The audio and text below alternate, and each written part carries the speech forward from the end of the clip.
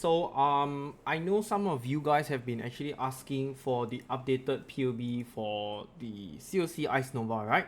And I myself has also transit, or I would say I have swapped over to the Ice Nova because I want to play Deli this league. Okay, Deli this league is really very fun with the 7 gate that allows us, access to the beyond map device, and it's really very fun.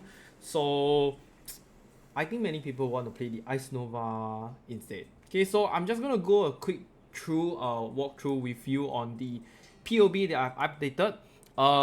First of all, the POB is actually already updated in my Google spreadsheet. Okay, so you can see over here. All right, so I have added in the paste bin. You can just click it, and of course the trade links are all already there, right? I have changed it also. I will add on the additional upgrades later on, so you probably, after this video, you can probably look at this. There will be a small section below with all the trade links on the upgrades. We're talking about like Headhunter, the Forbidden Jewels, the elevated skills, boots, COC 6, so on and so forth. Alright, I'll add all of this later below. So yes, please refer to my description for the Google links, and please don't ask me where is the POV again. Alright, and moving on, this will be the skill tree. So it's actually very simple or very similar to the ISP. Alright, the only difference is basically we are going to use the AoE or the area damage cluster instead of the projectile cluster, of course, because we are going Ice Nova, right? So because of the change in cluster, we will only be taking Vest Power. Okay, Vest Power basically gives us area damage and increased area of effect per power charge up to a maximum of 50%. So you can only have 2 of this, alright? Because we will have 9 power charges, alright? So 1 power charge is going to give you, 9 power charge is going to give you 27% area effect, right? So 2 together is 54%, but a cap of 50%. So you only just need 2 vast power, and the last one will be just a socket jewel. Okay, so that's basically the main difference, and the others is very much similar. I would say the only problem is to adjust the attack speed in conjunction with your cooldown recovery, right? It has to be a good ratio so that you do not trigger too much or too little. Right, so yes, I will just leave it for you guys to see the rest of the POV. Okay, as for those that wants to have further upgrades, there is one that has a Forbidden Jewel, right? The Forbidden Jewel, basically you just remove the Thread of Hope and you take whichever Forbidden Jewel you want. For here example, I'm just going to put the Perfect Crime. If you want, some of the recommendations will be like Polymath. Okay, Polymath is not bad. One step ahead. You can use this also, but you need to adjust your attack speed. I will say Soul Drinker is probably the superior one. Okay, do not be alarmed because of that 20% increased attack speed and cast speed while leeching energy. You really have a lot of survivability compared to the current build right now, right? So as for the current build, because you guys need to understand, alright, the build is very passive hungry already, so there is almost or literally no way we can slot in spell suppress, and therefore we do not have the third layer of defenses. There is only grace and of course your effective energy shield. That's all. That is the only 2 layer of defenses. Of course, element of purity so that you can avoid all of the ailments. But yes, other than that, there is no block, there is no spell suppress. So when you are doing deliriums, daily mirrors, or skittering daily orbs here and there, you are bound to die. Okay, definitely at some point you will die, because we will not be able to dodge those area AoE spell skills. They have 100% hit rate. There's no way to dodge that, and moreover, we do not have spell suppress. So yep, definitely no way we're going to survive some of that very crazy AoE spell damages, especially when your delirium reward layers is going to reach like 7 to 8. Right. Right, so yes, Forbidden Jewel is here, and there's another one with Soul Drinker though, because Soul Drinker allocates, the allocation of Soul Drinker is going to give us 2% of damage, leash, and energy shield, right? We no longer need this small 0.3% energy leash, and we can put it somewhere else. So this is just specifically for Soul Drinker. Right, so feel free to just see the rest of the skill tree yourself. I'm going to go on to the skills.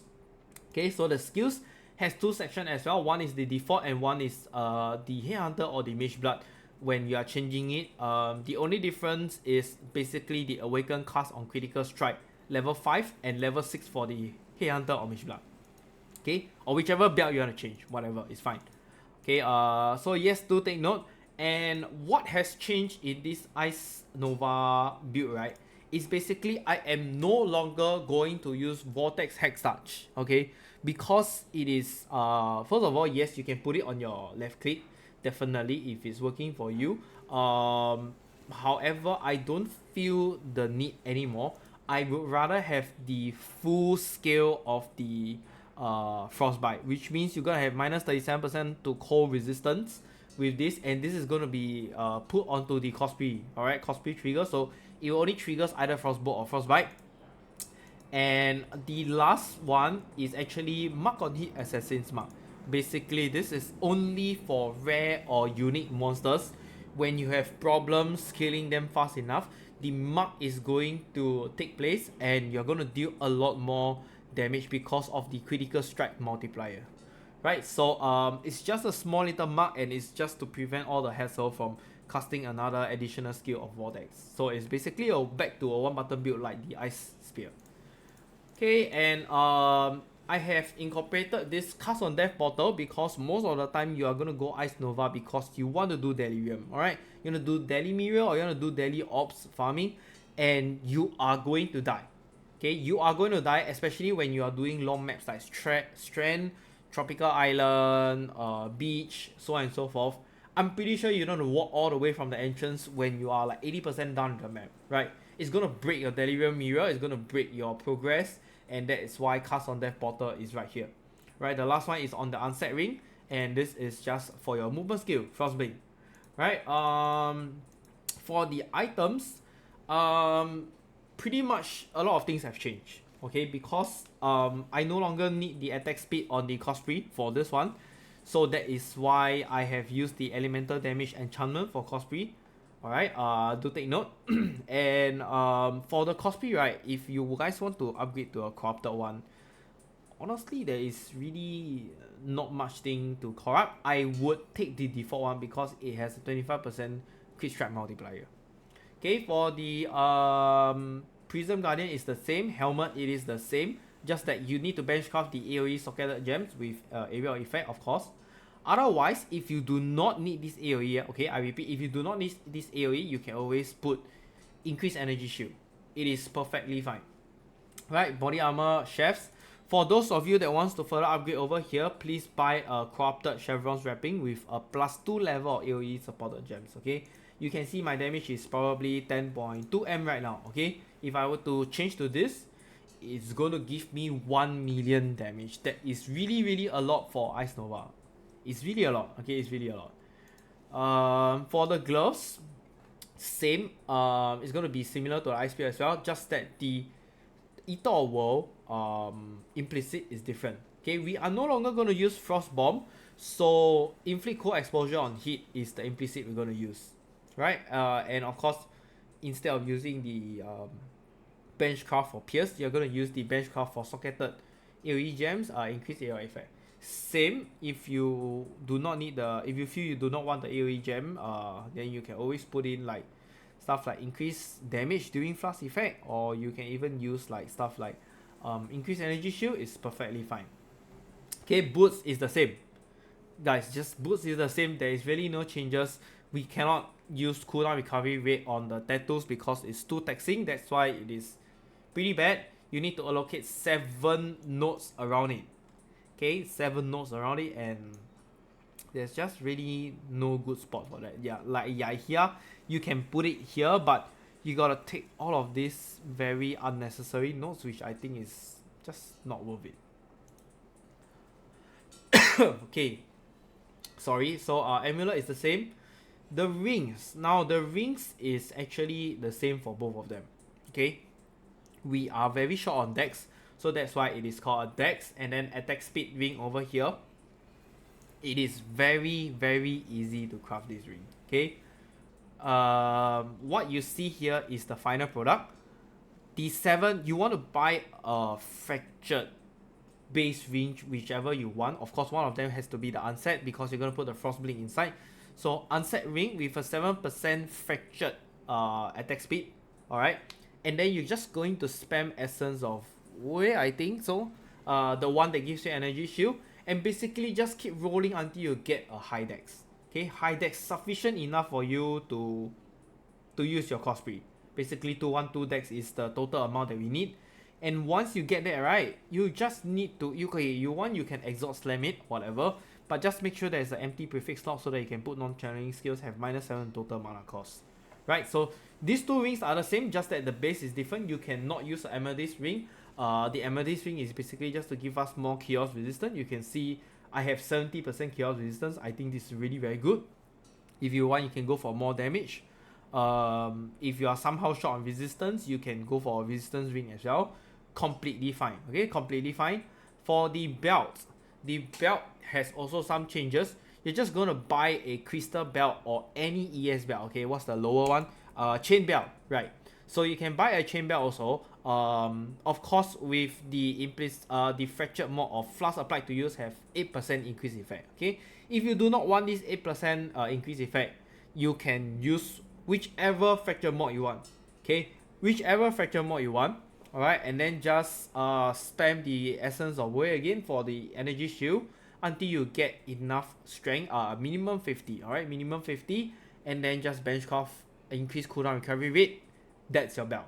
If you have any more spare prefix, suffix slot, you can always just throw in the Exalter or try your luck. Right, and the changes to the flask is as shown. Quicksilver is now having the suffix of increased critical strike chance. Why is this so? It's because our diamond flask is now going to put this 30%, okay, whatever percent chance to gain a flask charge when you deal a critical strike, and then you need to benchcraft 25% reduced mana cost of skills during effect. Okay, this is the new change. With the prefix, right, you are always going to have enough mana to cast your skill. It's really never ending, unless of course you stop spinning and you don't have enough flash charges and you're just blindly walking around. Then I can't help you with that. Alright, you got to hit something, you got to kill something. Alright, and the Jade Flask is the same, the Amethyst Flask is the same. Just that over here you got to debate whether you want to use immunity to bleeding or corrupted blood or curse.